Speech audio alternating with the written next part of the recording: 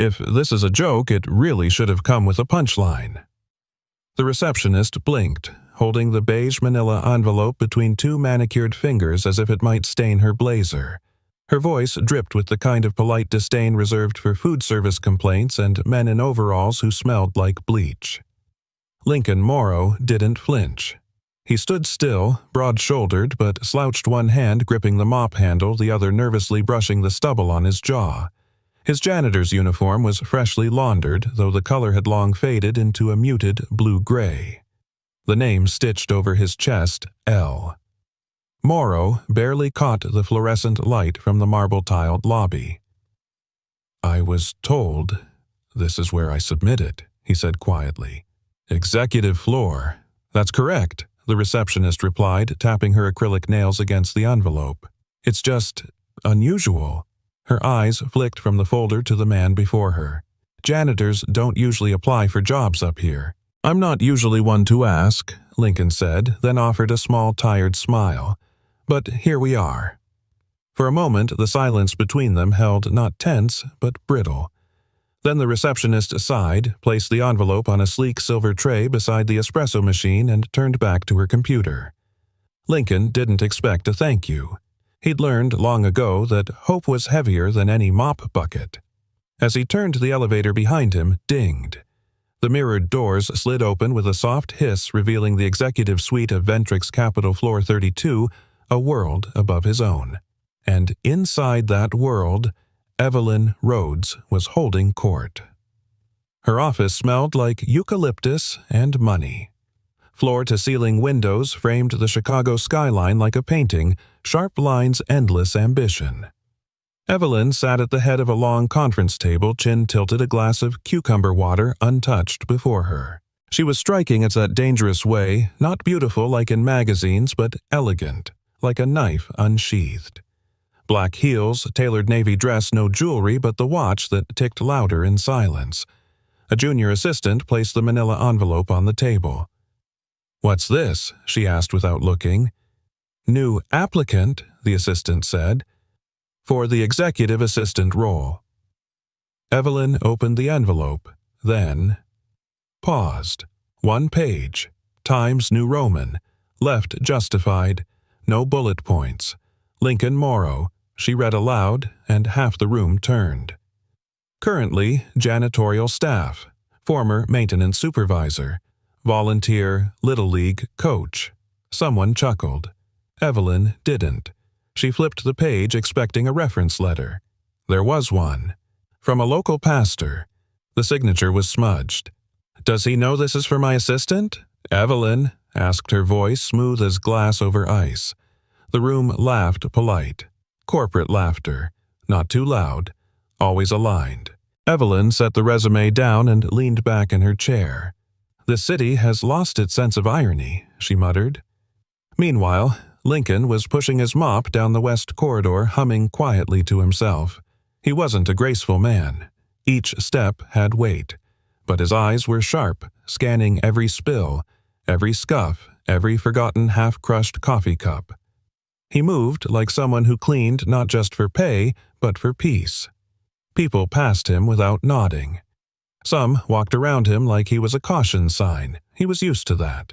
But that day, the silence was different. It carried a current whispers echoing from behind glass partitions, laughter behind hands, glances that lingered just a second too long. By the time he reached the break room, the whisper had a name. "Did you hear a young associate whispered over a sandwich?" The janitor applied to be Evelyn Rhodes's assistant. "No way. I saw the resume. Times New Roman man. Poor guy's gonna get roasted." Lincoln stood by the coffee machine, pretending not to hear, waiting for the water to boil. He stirred in a sugar packet just to keep his hands from shaking. He took a sip, burned his tongue, and quietly poured the rest down the drain. Back in the boardroom, Evelyn rotated the resume with a fingertip. Her eyes narrowed. Something about it bothered her, not the audacity but the tone. It wasn't pleading. It wasn't arrogant either. Just clear. "I am a widowed father of one. I work nights so I can take my daughter to speech therapy during the day. I believe that the job of an assistant is not to manage tasks but to notice the moments no one else is watching. She read that line again. It wasn't well written, but it was well lived. Rhodes, Wyatt Granger. The COO leaned in. You can't be seriously considering this. Evelyn didn't answer. She was staring at the last sentence on the page. I don't have a degree, but I'm very good at noticing things that are broken even when no one says they are. Something in her jaw tightened. Wyatt scoffed. What is this a PR stunt? A pet project? You really want to be the CEO who hired the janitor as her assistant? Evelyn stood. Her chair didn't creak. It never dared. I want someone I can trust, she said, not someone who wants my job. Then she picked up the envelope and walked toward the elevator. Down in the lobby, Lincoln was wiping fingerprints off the glass doors when the chime sounded again. The doors opened. Evelyn Rhodes stepped out, envelope in hand, heels clicking like a metronome against the marble. Mr. Morrow, she said, crisp as winter air. Lincoln straightened. Ma'am, you brought your daughter to the Christmas party last year, didn't you? Her voice was neutral. Yes, he said. She likes the lights. You cleaned up spilled eggnog in under 30 seconds. No one asked you to. Someone could have slipped. Evelyn looked at him for a long assessing moment. Not up, not down, just at. I don't make decisions based on pity, she said. I'm not asking for it. She extended the envelope toward him. 1 week trial.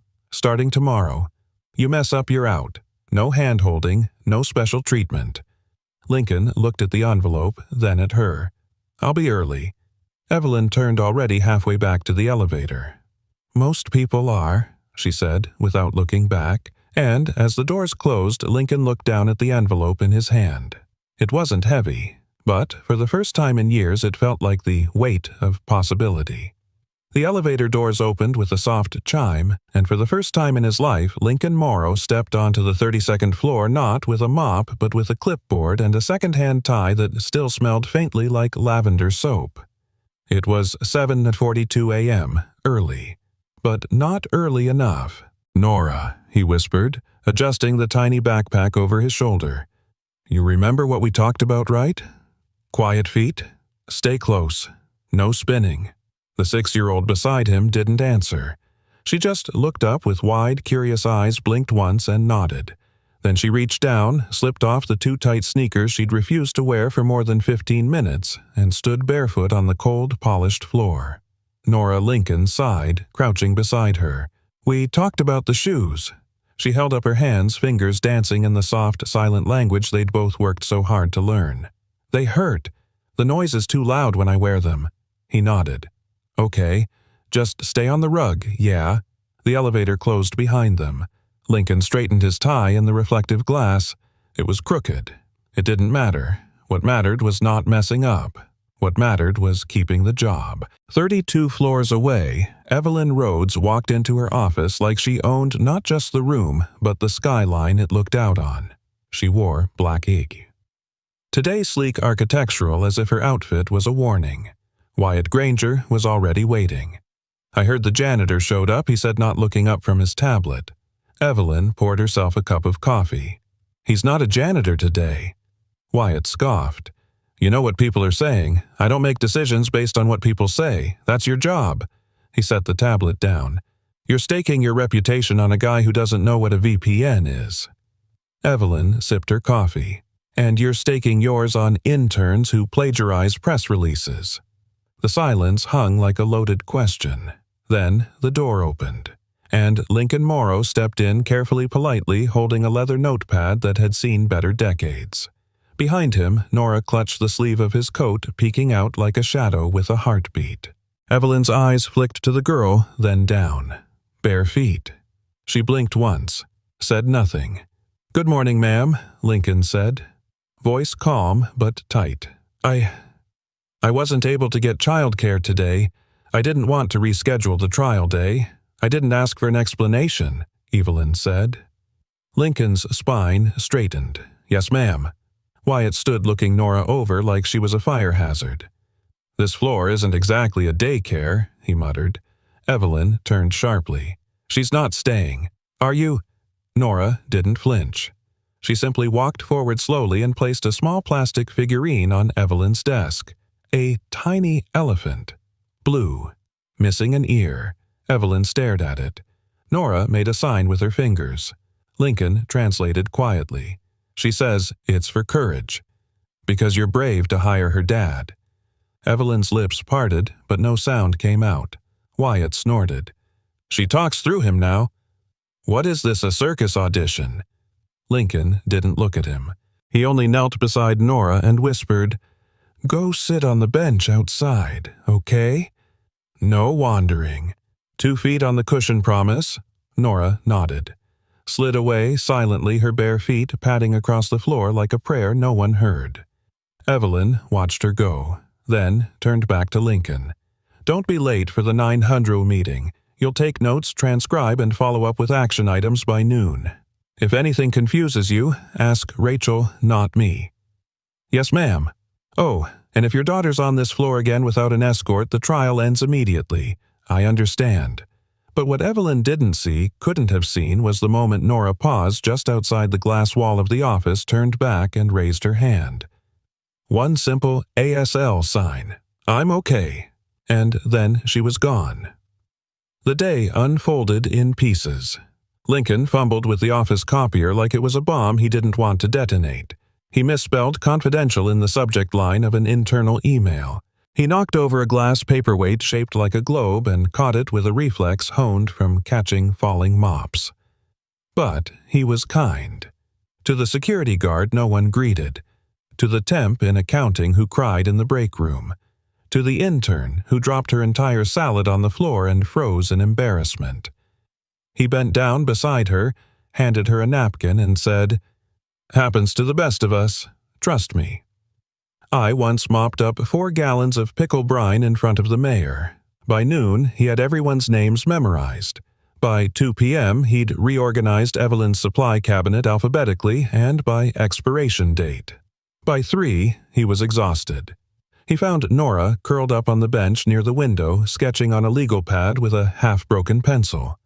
The pad was filled with boxes and lines.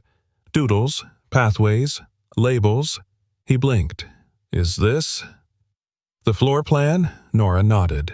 "And this part?" "The question marks. The place where phones don't work." Lincoln frowned. "You noticed that?" She shrugged. Just then, Evelyn's door opened. She looked down at the sketch in Nora's lap. Then up, then down again. No comment. Just one nod. That night, as Lincoln packed up the last of the documents and wiped his hands on a handkerchief that once belonged to his late wife, Evelyn passed by on her way out. She didn't stop walking, but she said without turning, "She's quiet, but she's watching everything." Lincoln nodded. "She's always been that way. She reminds me of a cat I had once. Wouldn't wear a collar, didn't like noise, but knew where every spider in the house was." He chuckled softly. "That sounds like Nora. She's strange. She's brilliant." Evelyn paused. "You really think you belong here?" she asked. Lincoln met her gaze. "No, but I belong wherever she needs me to be." A long silence. Then Evelyn turned. "Don't be late tomorrow." And with that, she disappeared down the hall, heels clicking like punctuation marks in a story not yet written. Lincoln looked down at Nora, who had now fallen asleep under his desk, curled around her sketch pad like a treasure. He picked up one tiny shoe she'd left on the floor and whispered, "You're gonna change everything, aren't you? Where's the send button?" Lincoln squinted at the screen like it was written in a dead language. "It's literally right there," mumbled Rachel, the executive assistant at the next desk, without even looking up from her own monitor. She stabbed a manicured finger toward the blinking blue square. Lincoln clicked it. Nothing happened. A second passed. Then the screen froze. The entire system locked up like a nervous freshman on prom night. "Great," Rachel muttered. "You crashed Outlook. Again." Lincoln laughed nervously. "I guess the computer sensed I wasn't corporate material." Rachel glanced at him, and for the first time all morning, her voice softened. "Look, you seem nice, but this place eats nice guys alive." It was only 10 to 23 a.m., and Lincoln was already behind. He'd spilled coffee on his shirt during the 800 strategy briefing. He forgot to mute himself during the 9:15 Zoom call and accidentally hummed "Twinkle Twinkle Little Star" under his breath while filing shared documents. He couldn't figure out how to open the scanner tray and nearly broke it trying. But at 10:45, when Evelyn's 20-year senior consultant slammed his laptop shut and stormed out after being let go, Lincoln was the only one who stood up. He didn't say much. He just handed the man a glass of water and walked with him to the elevator, resting a firm hand on his shoulder. You mattered here, even if they didn't say it out loud. The elevator doors closed. Lincoln turned, and everyone was watching him. Nora, meanwhile, had made her own kind of mess. Somewhere between the corner conference room and the west window hallway, she had found a box of crayons and several abandoned blueprints no one had cared about in weeks. She sat cross-legged barefoot and completely silent like a child monk scribbling layer upon layer of color and code. She wasn't drawing ponies or rainbows. She was drawing pathways, flowcharts, circuit logic, labeling things like data choke here and user grid lost. One of the senior engineers happened to pass by. He slowed, then stopped. "Who taught her to read network architecture?" he whispered. Rachel replied without looking up. "She's 6. She can't read."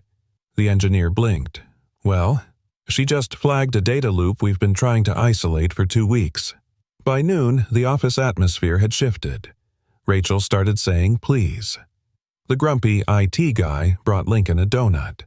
Even Evelyn, normally a fortress of iron logic and zero facial expressions, paused as she passed Lincoln's desk.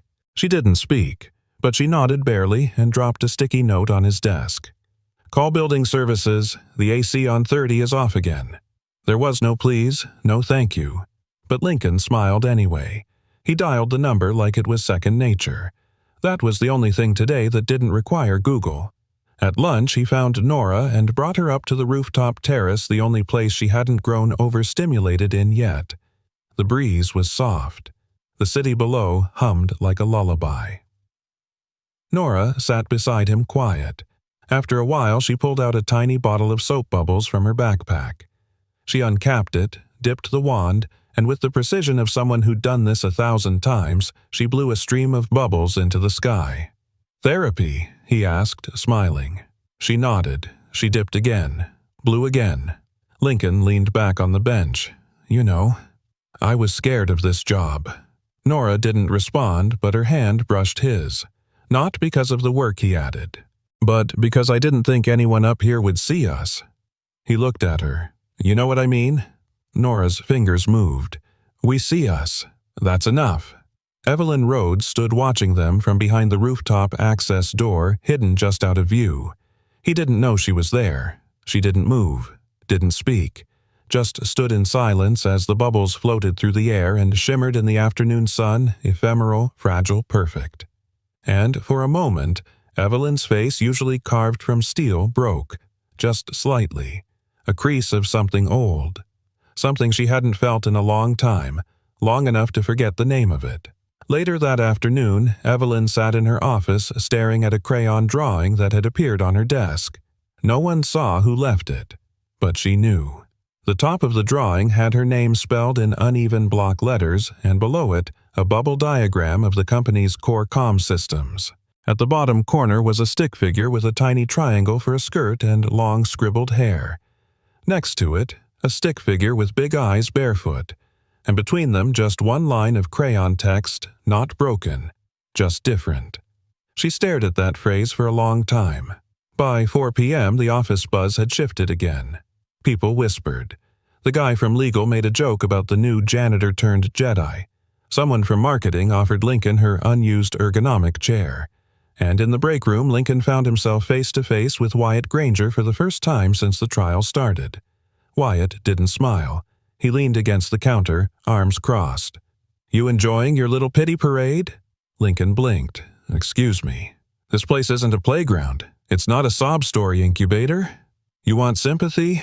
Go mop floors. I did mop floors. And now what?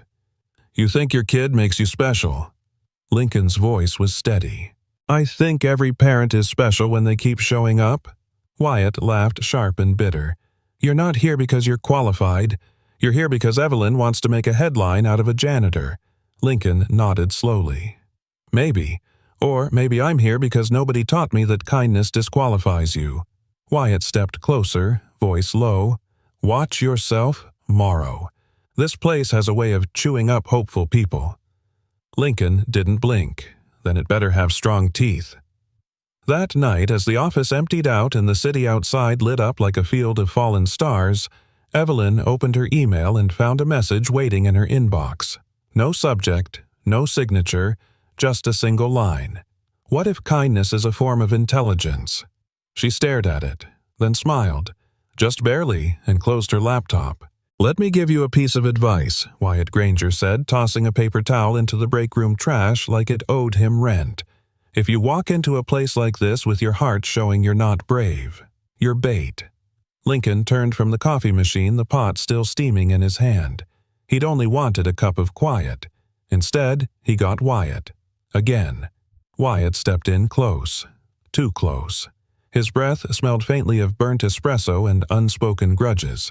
You think this building runs on kindness and crayons? This place runs on results, metrics, margins, loyalty to the chain of command. You don't get to rewrite that just because you brought a cute kid to the office. Lincoln set the pot down gently. I'm not trying to rewrite anything. No, Wyatt's voice dropped low and sharp. Because from where I'm standing, it looks like you're halfway to becoming some kind of office folk hero. The janitor with the genius daughter, the underdog story. Great for morale. Terrible for discipline.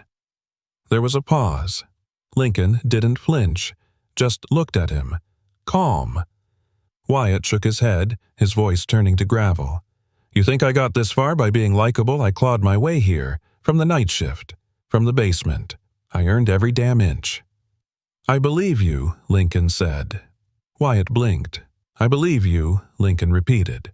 And I'm not your enemy. Wyatt leaned in even closer. You're worse. You're the guy who makes people believe they can skip the climb. That afternoon, the operations meeting was held in the big glass-walled boardroom on the 33rd floor. Sunlight poured in, catching every polished edge. Lincoln wasn't invited, but he was asked to sit in and take notes. He took that seriously. Sat in the back corner. Yellow notepad, quiet hands. Wyatt ran the meeting with military precision. No wasted breath, no detours. His PowerPoint slides were like marching orders. Midway through the session, Evelyn entered. She didn't apologize for being late. She didn't have to. The room recalibrated around her presence. She took her seat at the head of the table and nodded toward Wyatt. Continue. Wyatt clicked to the next slide charts on employee productivity.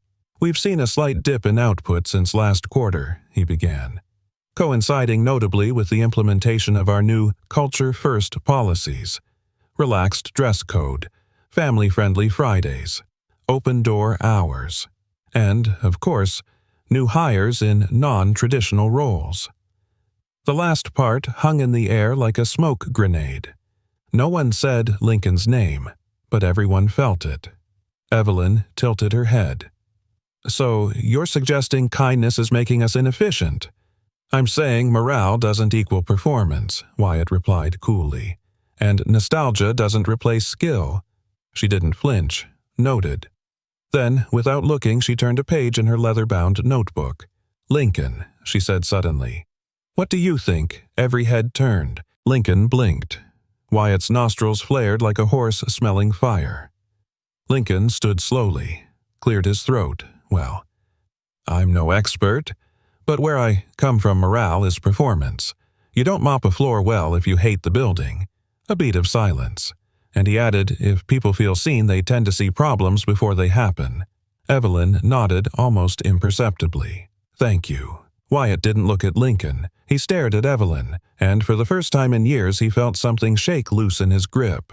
Later that day, Wyatt stood in the dim light of his office, staring out the window as rain hit the glass like it had something to prove. His hand tightened around an old laminated badge-faded photo, outdated logo. The one from his first week on the night shift 12 years ago. He still remembered that version of himself. Young, broke, alone, wearing steel-toed boots and hauling trash at 2 a.m., because it was the only shift that didn't require smiling. Back then, he believed the only way up was through grit and closed fists, through silence and scars. He never asked for help, never showed weakness, and never ever brought a kid to work. So when he saw Lincoln Morrow walk in with a soft voice and softer eyes when he saw the CEO lean forward instead of pushing back something in him, twisted. Not out of hatred, out of fear. Because if this man, this janitor with warm eyes and a barefoot daughter could win in his world, then maybe the ladder Wyatt had bled to climb was never real. The next morning, Wyatt called a private meeting with Evelyn. "I need to file an internal complaint," he said calmly. Evelyn raised an eyebrow. "Against Lincoln Morrow? On what grounds?" "Favoritism. Blurred boundaries. He's using his child to curry emotional favor. It's a manipulation tactic, whether intentional or not." Evelyn folded her hands.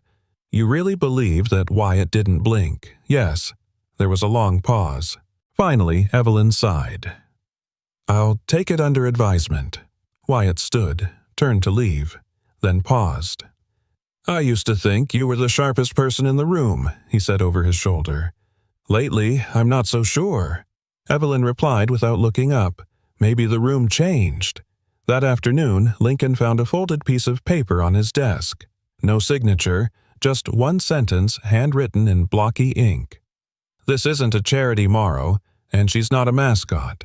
He stared at the words for a long time, then folded the note again and tucked it into his coat pocket. Nora came to sit beside him not long after, humming softly, fingers tracing an invisible map on the desk surface. He looked at her, her curls wild, her eyes bright, her silence loud in all the right ways. He smiled. "No, baby," he whispered. "You're not a mascot. You're a compass." Back in his office, Wyatt sat alone staring at an empty mug. Somewhere in the hallway a child laughed. Not loudly, just freely. He closed his eyes, and for the first time in a long time, he didn't know whether to smile or rage. "Up here," Lincoln whispered, "we breathe different air." The rooftop was mostly unused, an old break area from a renovation past forgotten in the shadow of sleeker lounges below. But to Nora, it was a kingdom in the sky. The city stretched endlessly beyond the railings, skyscrapers glittering like a box of spilled diamonds. And, in the golden light of Friday's late lunch hour, bubbles floated lazily above the concrete, catching reflections of sun sky and one little girl's quiet joy. Nora stood barefoot, spinning slowly, cheeks puffed as she blew another string of iridescent spheres into the breeze. The bubble wand was pink, the bottle shaped like a teddy bear retrieved from the side pocket of her dad's old work bag like a magician's treasure. Lincoln sat on the edge of a bench, arms resting on his knees, watching her breathe, watching her decompress. This was her therapy. No waiting rooms, no labels. Just sky and silence and soap. And for Lincoln, this was the only place he could take off the armor. Downstairs, he was the janitor who filed a resume in Times New Roman. Up here, he was just a dad. A soft click of heels on concrete. He turned. Evelyn Rhodes stood at the edge of the rooftop access door, arms crossed not in judgment but as if bracing herself against something unfamiliar. She wasn't wearing her blazer. That was the first surprise. The second, she didn't speak. She just stood there watching Nora. Then slowly, she stepped forward. She reached down and slipped off her heels, and, for the first time since Lincoln had met her, Evelyn Rhodes let her feet touch bare concrete. Nora saw her and paused mid-spin. The little girl's gaze dropped to the heels, then up again. Then gently, she held out the bubble wand. Evelyn blinked. Is this an invitation or a challenge? Nora didn't answer, but her eyes did. Evelyn took the wand. She dipped it, raised it, blew. A perfect bubble floated out and away, rising like a secret into the wind. Nora clapped one silent clap, her palms barely touching. Lincoln watched it all with a smile that didn't quite reach his eyes, because in that moment he realized something. Evelyn Rhodes didn't come to reprimand him. She came to understand him. Your daughter Evelyn said finally, as the bubbles danced around them, she maps things, doesn't she? Lincoln nodded. She processes the world visually, patterns, shapes, motion. It calms her. Evelyn knelt beside Nora, who was now drawing something with chalk on the rooftop tile. Wobbly squares and arrows and looping lines like a game of Candyland met a circuit board. "What's this?" Evelyn asked. Nora looked up, then reached into her little backpack and pulled out a folded paper. She handed it to Evelyn. The CEO unfolded it carefully. It was a map, crudely drawn but precise in its own way. Labeled hallways, colored rooms, symbols Evelyn recognized from the building's network diagram. And at the center, circled in red crayon, was a series of question marks near the server closets. "What's this supposed to be?" Evelyn asked Lincoln. Lincoln frowned. "She's been drawing that for days. Says it's the broken part of the building." Evelyn stared at the paper. She knew exactly what that red circle covered. The East Network node, the one that had been crashing intermittently for 3 weeks. It couldn't replicate the failure, but it was affecting data syncs across 3 departments, a multi-million-dollar efficiency drain they still hadn't diagnosed. She looked at Nora, and for the first time in her executive life, Evelyn Rhodes didn't feel in control. She felt humbled, because the barefoot girl with bubbles had seen something her engineers missed. Later that afternoon, Evelyn sat in her glass office, barefoot heels dangling beneath the desk, the paper still in her hand. She didn't call it tea. She didn't send an email. She sat. She stared. And she remembered something her mother once said when Evelyn was 8, curled up crying after being left out of a birthday party. Sometimes the quietest ones see the most. Her intercom buzzed. "Ms. Rhodes," her assistant said, "Wyatt is asking to finalize the Q3 review slides with you. Tell him I'll be ready in 20 minutes. And Mr. Morrow's contract extension, do you want me to?" She paused, then said clearly, "Put it on hold. Understood." She looked out of the window and whispered to no one, "This changes everything." That evening, as the last of the staff filtered out, Lincoln stayed behind to empty bins on the executive floor. As he passed Evelyn's office, he saw her light still on.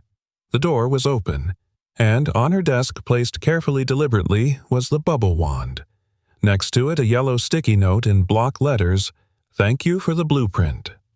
"Nora," he chuckled softly, then whispered, "She's not just mapping buildings, Evelyn. She's mapping people." Downstairs in the janitor's closet, Lincoln knelt beside his daughter.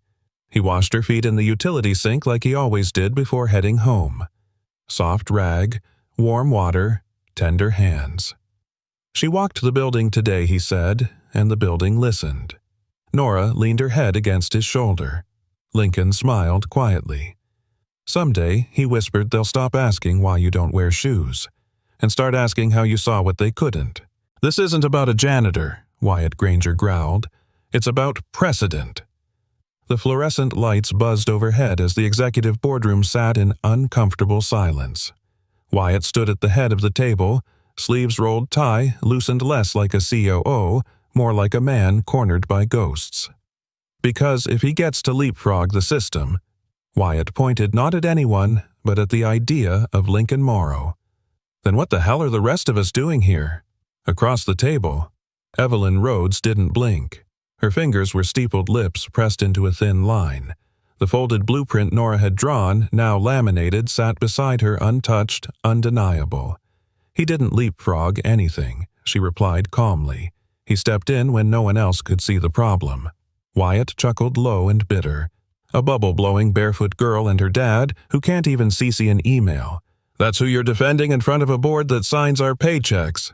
He turned to the others, legal, finance, HR, his voice rising. "This is a billion-dollar firm, not a daycare with janitorial benefits." Earlier that morning, it began with an email. Anonymous sender. No signature. Just 3 lines. "Morrow is manipulating you. He uses the kid as bait. HR should investigate immediately." Attached was a blurry photo Nora sitting in Evelyn's office, barefoot, drawing on a flip chart while Lincoln looked on. No context. just enough poison. The email landed in the inboxes of the board, legal, and HR by 6:42 a.m. By 9:15, there was an emergency ethics review. By 9:22, Wyatt was already sharpening the knives. Lincoln never got the memo. He was on sublevel B2 replacing air filters when his access badge stopped working. The elevator wouldn't take him back up to 32. He tried the service stairwell. Locked. By 10:00, he was in the lobby holding Nora's tiny lunchbox and staring at a security guard who wouldn't meet his eye. "Can you call, Ms. Rhodes?" Lincoln asked. The guard cleared his throat. "Sir, I've been instructed to ask you to wait outside." Lincoln didn't raise his voice. He just nodded and stepped back into the city's noise with a brown paper bag in his hand and a question in his chest he was too afraid to ask. Back in her office, Evelyn stood at the window, arms crossed. The board had recessed. Wyatt's words still echoed in her ears. "We don't get to play favorites," he'd said, especially not with someone who can't even spell intranet. The words stung, not because of what they meant, but because of what they revealed. Wyatt wasn't afraid of Lincoln. He was afraid of what Lincoln represented. Proof that kindness could matter more than credentials. Proof that maybe, just maybe, the ladder wasn't the only way up. Evelyn walked to her desk. She picked up her phone. Her thumb hovered over Lincoln's contact. But before she could press it, the door knocked. It wasn't HR. It wasn't Wyatt. It was Nora, escorted by Marlene, the front desk supervisor. "I found her sitting by the fountain," Marlene said. "She wouldn't speak, but she handed me this." She passed Evelyn a folded note. Inside, in purple crayon, were 6 words. He didn't mean to break anything. Evelyn knelt down. "Sweetheart, where's your daddy?" Nora just shook her head, then reached into her backpack and handed over her missing sneaker, the same one she'd lost that first day, the one Lincoln kept in his bag like a lucky charm. Evelyn swallowed hard. She stood. To hell with protocols. Outside the building, Lincoln was seated on a bench beside a landscaping crew still holding Nora's lunch. Evelyn marched through the revolving doors like a storm on purpose. He looked up as she approached, startled. "Ms. Rhodes." She didn't let him finish. "You're not suspended," she said. "You're not under investigation, and you're not a charity case." He blinked. Then, "Why the access lockout?" She exhaled. "Because some people confuse fear with policy." He looked down at the bag in his hands. "They think I'm using my daughter." "They're wrong," she said. "But I should have defended you faster."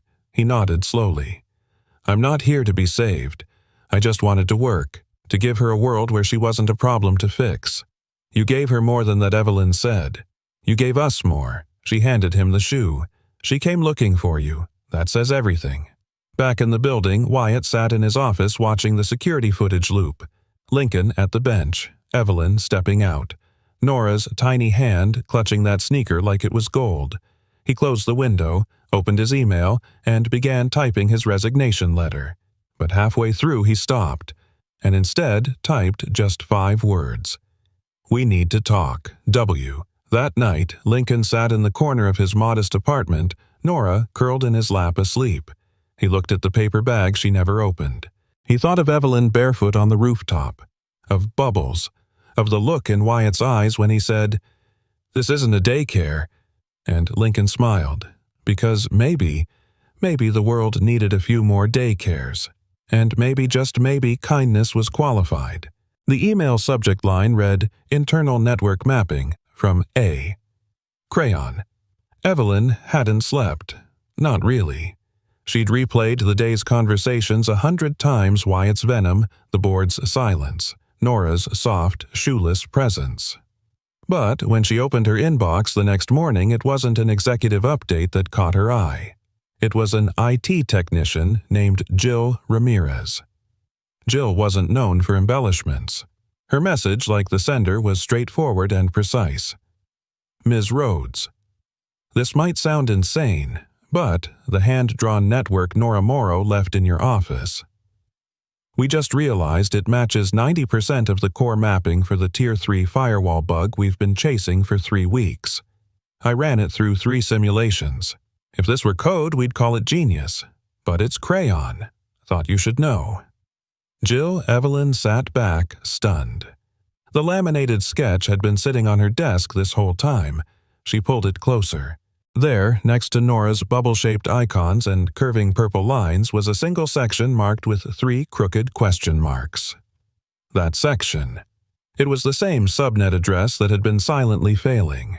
Within the hour, Evelyn was outside Lincoln Morrow's apartment, standing awkwardly in the dim hallway of a third-floor walk-up that smelled faintly of coffee and baby powder. She could hear the muffled sound of cartoon music behind the door. She knocked once, twice. Lincoln opened it wearing a faded sweatshirt and holding a spatula. His hair was unkempt.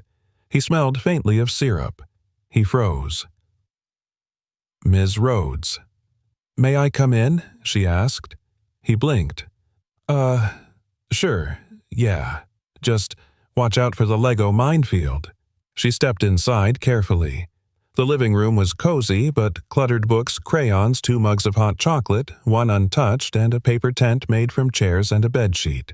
Nora peeked out from beneath it. Evelyn smiled at her. "Hi, Nora."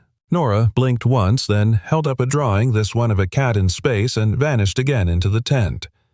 Lincoln scratched his head. "I'm sorry. I wasn't expecting anyone." "Is this about yesterday?" Evelyn walked to the table, setting her tote down gently. She pulled out the laminated drawing. "This," she said, "is why I'm here." Lincoln looked down, his face flushed. "I told her not to leave her things on your desk." "No," Evelyn interrupted softly. "Don't apologize." She took a breath. "Our IT department has been investigating a critical vulnerability for nearly a month. Dozens of man-hours, firewall disruptions, conflicting packet loops. 3 different consultants failed to pinpoint the cause." Lincoln tilted his head. "Okay." And then Nora walked in. Evelyn said, her voice catching with a handful of crayons, and figured it out. Lincoln stared at the sketch like he was seeing it for the first time. "She doesn't even read yet. She doesn't need to," Evelyn said. "She sees. What we can't. What we stopped seeing a long time ago." He sat down slowly. "She maps emotions, too," he said quietly. "That's how she makes sense of the world. Colors mean safety. Shapes mean movement. Repetition means comfort." Evelyn watched him, something shifting in her gaze. "You've taught her a new language," she said. "No," Lincoln replied, shaking his head. "She taught me. I just finally started listening." A pause. "She saved us," Evelyn said. "She saved a multi-million-dollar system by being exactly who she is, and who she is," Lincoln added, "wouldn't have fit in your HR database." They both smiled, faint but real. Later that afternoon, Evelyn walked into the IT floor, something no CEO at Ventrix had done in at least 5 years. She held up Nora's drawing like a parchment of prophecy. "Run the simulation again," she said to Jill. "This time, follow the crayon." 10 engineers gathered. No one laughed. Because by now, the legend of the Barefoot network map had already started circulating like wildfire. At 3:17 p.m., the simulation confirmed a full system fix with a 97.2% efficiency increase. Jill stood back from the console and whispered, "She really did it." Meanwhile, Lincoln was back in the lobby. His badge still didn't work, but this time the security guard came running out with a grin. "Sir," he said breathlessly, "they told me to bring you up immediately. Back to maintenance. To the boardroom." Lincoln blinked. "Boardroom?"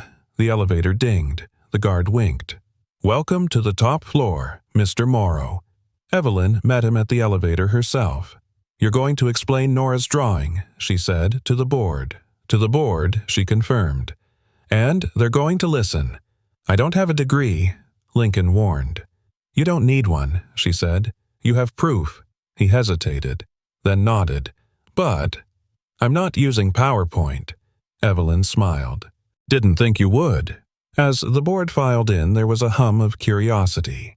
Some had heard rumors. Most had written them off. Then Lincoln stepped up to the front. No suit, just a black t-shirt, clean jeans, and a pair of scuffed work boots that still smelled faintly of bleach. He set down a flip chart and a pack of markers, and said simply, "I'm here today because my daughter sees the world differently, and yesterday that saved yours." No one moved. He opened the flip chart to Nora's drawing and began. He didn't speak like an engineer. He didn't speak like a janitor either. He spoke like a father. "I used to get frustrated when Nora refused to wear shoes. It embarrassed me. I thought it meant I was failing." He pointed to the question marks. "But then I realized those bare feet were her radar, her way of reading energy, of finding the invisible static that the rest of us miss." He paused, like this system flaw, that she found without even knowing the words for it. Silence. Then a CFO in the back said softly, "My son's autistic. He draws sound. In color." Lincoln nodded. "Then you already know." When he finished, Evelyn stepped beside him. She didn't say much. Just this, "There's no degree for emotional intelligence, no certificate for kindness, but maybe we've been measuring the wrong things." She turned to the board.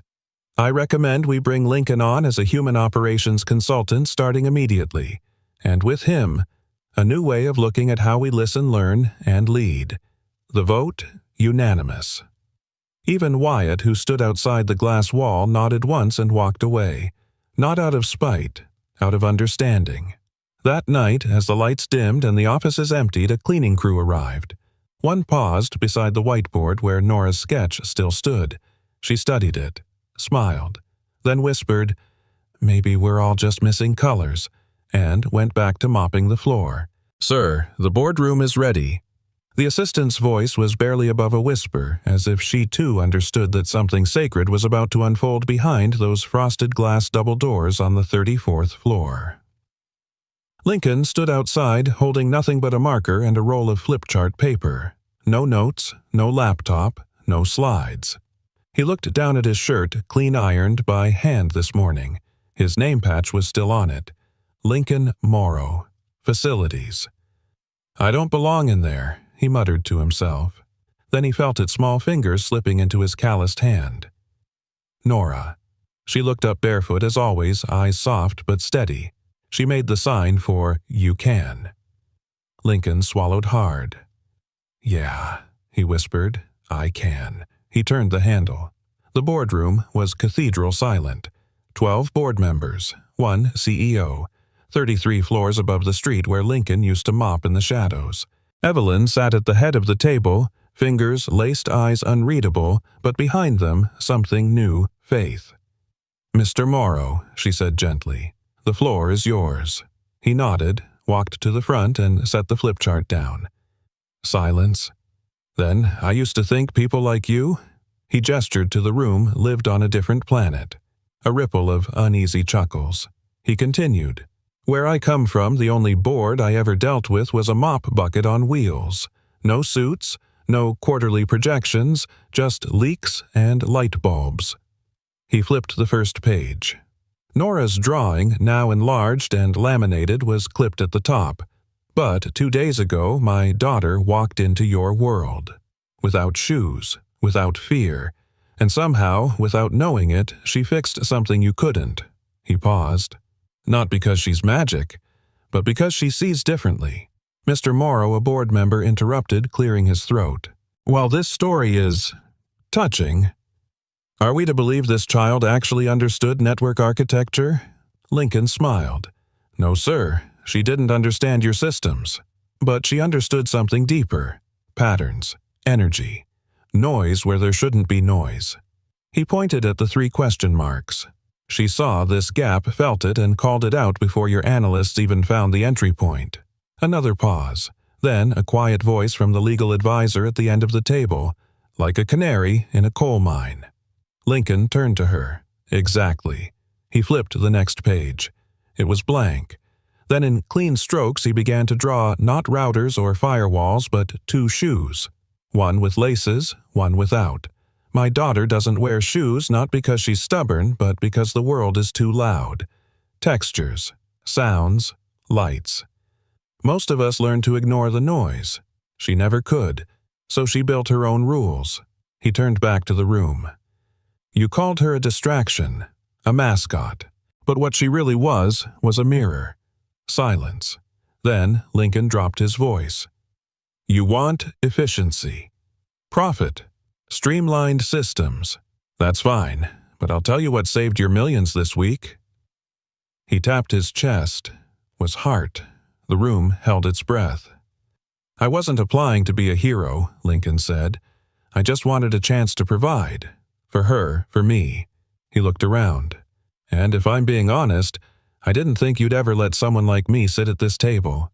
He chuckled softly. But maybe someone like me was always meant to be here, just not the way you expected. He stepped back. That's all I've got. For a long moment, no one moved. Then Evelyn stood. Thank you, Mr. Morrow. She turned to the board. I'm not here to pitch a vote today. I'm here to tell you what I've decided. We need more than IQ and credentials. We need EQ, emotional intelligence. We need people who see people. She looked toward Lincoln. And Lincoln Morrow sees what most of us forgot how to. An older board member leaned forward. What do you propose? Evelyn took a breath. I'm creating a new role, human operations consultant. His job. To advise us on emotional design, how to communicate across difference, how to lead with heart, how to listen, not to numbers, but to people. There was a murmur of protest. A few raised eyebrows. Then a voice cut through the noise. Wyatt Granger. He was standing just outside the glass. I vote yes. Gasps. Evelyn opened the door. Mr. Granger, you no longer have board privileges. I know, he said. I resigned. But if my voice still means anything, he stepped inside. This man reminds me of who I was before I got promoted out of my humanity. He faced Lincoln. I hated you, he said, because you reminded me of me. Before I gave up on people, he extended his hand. Lincoln took it. Back at the table, the legal advisor spoke. Fine. If he saves us one more lawsuit from HR, he'll be worth his weight in gold. Laughter. Genuine this time. Another board member chuckled. Besides, who else gets the IT floor to stand up and clap during system simulations? The vote passed, unanimous. Lincoln Morrow was now an official part of the company, no longer just a janitor, but a compass. As he walked out, Evelyn caught his arm. You know what convinced them, he raised a brow. What? She smiled. You didn't wear a suit. You wore the truth. Outside, Nora was waiting, spinning slowly on her bare feet, head tilted to the sun. Lincoln crouched down. Well, baby, looks like we're staying. She made the sign for happy, then hugged him tight and long. Upstairs, the flip chart still sat open. 2 shoes side by side, one with laces, one without. And underneath in blue crayon just 3 words. Different is beautiful. The party was already in full swing when Lincoln stepped through the elevator doors. It wasn't the kind of party he was used to, no plastic tablecloths or backyard grills. This was the quarterly celebration of Ventrix Capital Champagne Flutes, sleek lighting. Curated playlists and a rooftop view of the skyline that shimmered like a dream someone else was supposed to live. Lincoln hesitated in the doorway, feeling the tug of his worn soles against the polished floor. But then there she was, Nora. Barefoot, as always sitting cross-legged near the string quartet, blowing bubbles into the crisp evening air like she owned the sky. And Evelyn. Standing by the buffet, sharp in a midnight blue blazer, laughing softly with someone from finance. The moment she saw Lincoln, her face changed. Not softened, deepened. Like a page turning mid-novel into something you didn't expect, but always hoped was coming. She made her way to him. You came, she said. I wasn't sure I'd be welcome. She smiled. You're not just welcome, Lincoln. You're needed. At that moment, someone else stepped forward. Wyatt Granger. He wasn't in his usual tailored armor tonight. No cufflinks, no cold glint in his eye, just a man with sleeves rolled and a plate of half-eaten bruschetta in one hand. Mind if I say something, he asked Lincoln. Lincoln raised a brow. You usually do. Wyatt huffed a laugh, then something unexpected. I hated you, he said. Eyes locked. You walked in here with nothing but a mop and a resume in Times New Roman. and somehow you cracked something I spent 20 years trying to build." Lincoln said nothing. Wyatt looked down. "But hate. It's a cover. You reminded me of the version of me that believed people mattered more than power. I buried that version a long time ago." He looked up again. "And I think I owe you a thank you for unearthing him." Lincoln extended his hand. Wyatt took it, firmly, gratefully. Later, the room quieted as Evelyn stepped to the center. Her heels clicked softly against the floor as the music dimmed and the lights dipped into a warmer hue. She held a single sheet of paper in her hand. "I don't usually do speeches," she began, "but tonight I have an announcement." People looked up from their hors d'oeuvres. She continued, "When I took over this company, I believed in results. I believed in polished precision and performance, and I still do. But over the past few weeks, I've learned something I didn't expect, something a barefoot little girl and her janitor father taught me." She looked toward Lincoln and Nora. "We don't need more efficiency. We need more heart." A pause. "I'm officially appointing Lincoln Morrow to the position of Human Operations Consultant." A wave of murmurs swept the room. "He will advise us on communication, emotional intelligence, and design thinking, starting with how we treat the quietest voices in the room." Someone from marketing clapped, then someone else. And suddenly the whole room was on their feet, clapping, some even cheering. But Lincoln wasn't looking at them. He was looking at Nora, who stood still in the corner, eyes wide, hands slowly signing the word, "Proud." As the applause faded and music returned, Evelyn walked up to Lincoln with a glass of sparkling water. "You still nervous?" she asked. "Less than I thought," he said, "though I don't know what a human operations consultant really does." She smiled. "You'll figure it out." He looked at her for a long moment. "You didn't have to do this, Evelyn." "I know. So why did you—" She looked toward the skyline, eyes reflecting the light of a dozen dreams. "Because I've spent most of my life being the smartest person in the room, but lately, I've started craving something else, which is wisdom." Lincoln chuckled. "You might have picked the wrong janitor for that." She turned to him, soft but steady. "No, I think I picked exactly right." Later that night, as the party thinned and city lights began to blink like stars caught in a whisper, Lincoln found himself at the edge of the rooftop with Wyatt beside him. No speeches now, no tension. Just two men, both broken in different ways, breathing the same night air. "You staying long?" Granger Lincoln asked. Wyatt took a long sip of his drink. "Maybe, maybe not. Evelyn gave me a choice: step down or step in. And I'm not ready to quit, but I'm finally willing to listen." Lincoln nodded. "That's a good place to start." Meanwhile, Nora wandered toward the fountain bubbles trailing behind her like silent fireworks. She stood still, looked up, and whispered something only the wind heard. Evelyn knelt beside her. "You okay, little one?" Nora made the sign for safe. Evelyn touched her hand gently. "You make this place better." You know that Nora didn't smile, but she didn't have to. She just pointed first to herself, then to Lincoln, then to Evelyn, and finally she drew a heart in the air with her finger. The rooftop lights glowed soft and amber as the night settled over them. No headlines, no spotlights, just people, choosing people. And in the quiet between songs, someone swore they heard it, the faint sound of bubbles rising. And the world, for just a moment, felt healed. The chairs were already filling up in the sunlit atrium. It was Employee Appreciation Day at Ventrix Capital, a new tradition. Evelyn had said one rooted not in metrics or margins, but in meaning. A stage had been set up in front of the tall glass windows with a backdrop of flowering plants and soft lights. Above it, a banner read, "People First Always." Lincoln stood backstage adjusting the tiny microphone on the collar of Nora's yellow dress. She tugged at it, annoyed, but he gently steadied her hands.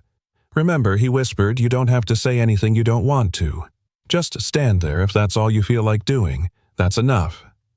Nora didn't sign anything back at first. She looked out at the crowd, gathering rows and rows of grown-ups in shiny shoes, expensive watches, and the kind of eyes that often looked past her. But then she reached up. Slowly, deliberately, she touched her dad's face with both hands, one on each cheek. Then she signed, "You fixed me." Lincoln froze. The words hit harder than any speech he could have written himself. "I just showed up, kiddo," he murmured. "You did the fixing." A few moments later, Evelyn walked up to the podium, smiling warmly at the audience. "Thank you all for being here," she said. "Today isn't about profit margins or productivity graphs. It's about the people who make this place more than a workplace, people who bring their whole selves to what they do and change us all in the process." She glanced toward the side of the stage. "And one of those people is here with us now." There was a soft rustle of curiosity as she gestured. "Please welcome our youngest consultant, Nora Morrow." The crowd went still, and then a tiny barefoot girl walked to the center of the stage, her curls bouncing, her dress fluttering like a sunflower catching wind. She stood without flinching. Her eyes scanned the room. So many strangers. But she wasn't afraid, because this time she had something to say. She looked over to Evelyn, who stood ready beside her. Evelyn nodded gently, then knelt down to Nora's level and whispered, "Whenever you're ready." Nora raised her hands and began signing. A few seconds later, Evelyn translated aloud, word for word. "My name is Nora. I don't like shoes. I don't like loud lights or being touched too much, but I like computers and patterns and bubbles. When I came here, some people laughed at my dad. Some people didn't understand me. But my dad didn't try to change me. He listened. He sat with me when I didn't talk. He stayed when I screamed. He waited when I hid under desks. My dad didn't fix the building. He fixed me, and that's harder." The atrium fell into a silence so full you could hear someone put down their coffee cup on the far end. Nora stood still, not smiling, just being, and that was enough. Then, as if cued by something no one else could hear, she raised one hand into the air and blew, a single bubble. It drifted out into the room, slowly, lazily, reflecting the faces of every executive intern and accountant who watched it rise. And when it popped gentle as a heartbeat, people applauded. Not politely, not out of obligation, but thunderously, emotionally, truthfully. Lincoln stepped forward, lifting Nora gently into his arms. He whispered something only she heard, and she rested her head on his shoulder. Wyatt Granger, standing near the back of the room, wiped his face with his sleeve. Someone from accounting sobbed openly. Even security guards applauded, and Evelyn. She walked back to the mic with eyes that shimmered but voice steady as stone. "I used to think leadership was about being the smartest one in the room," she said. "But Nora reminded me sometimes the most important person in the room is the one you almost didn't see." She looked at Lincoln, and the one who refused to stop seeing her. After the ceremony, people lined up not for free donuts or coffee, but just to say thank you to Nora. One by one, they knelt down to her level. Some spoke, some signed a simple hi, some just smiled and touched their hearts. Nora didn't respond to every one of them, but she didn't retreat either. She stood her ground, and for the first time in her life, the world didn't feel too loud. Later that afternoon, Evelyn found Lincoln leaning on the balcony overlooking the garden courtyard. "Was that too much?" he asked. "Too much," she echoed. "That was everything." He chuckled. "You sure you want us sticking around?" Evelyn leaned her elbows on the railing. "I don't want you sticking around, Lincoln. I want you standing beside me. There's a difference." He looked at her. This woman who once laughed at his resume, who now stood beside his daughter like family. "Can I tell you something?" he asked. "Please." "I used to think being a good father meant shielding Nora from the world. But maybe being a good father means showing her that the world can be changed." She smiled softly. "You already did." And down below, on the grass still damp from the morning dew, Nora ran barefoot again, this time not to escape, but to belong. Sunday mornings in the city were rarely quiet, but today, somehow they were. The usual blur of traffic was softened by birdsong. Even the breeze seemed to hush itself as it rustled through the trees in the Central Park. It was a good day to be barefoot. Nora was already ahead of them, running through the grass, her ribbon loose in her curls, her yellow dress swaying like sunlight in motion. Her giggles floated in the air like tiny songs the wind couldn't quite catch. Lincoln stood beside Evelyn on a blanket beneath an old oak tree. A basket lay half open beside them, half-eaten grapes, a closed book of poetry, and one of Nora's sketch pads, edges fraying pages curled from love and use. "She's not afraid anymore," Evelyn said quietly, watching the little girl twirl with arms stretched wide. "She never was," Lincoln replied. The world just didn't know how to look at her. Evelyn turned to him, studying the way the light touched his face. "And you always did." Lincoln shrugged. "She made me better just by needing me. She made me stay when I wanted to run, learn when I didn't know how, try again when I wanted to give up." He paused.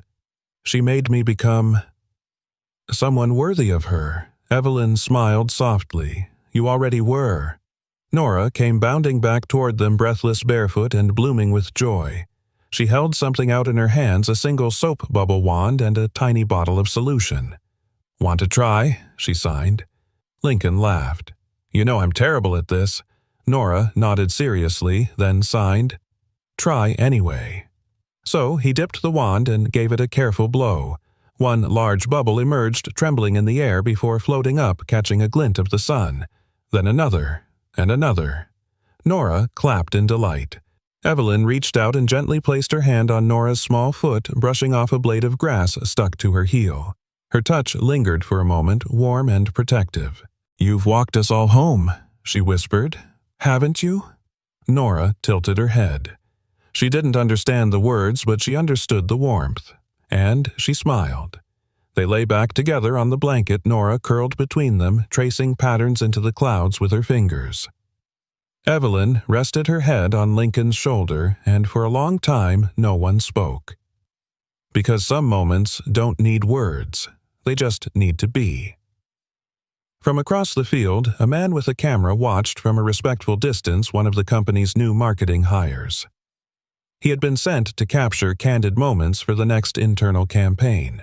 But as he looked through the lens at the barefoot child, the janitor turned consultant, and the CEO who'd once called his resume a prank, he lowered the camera.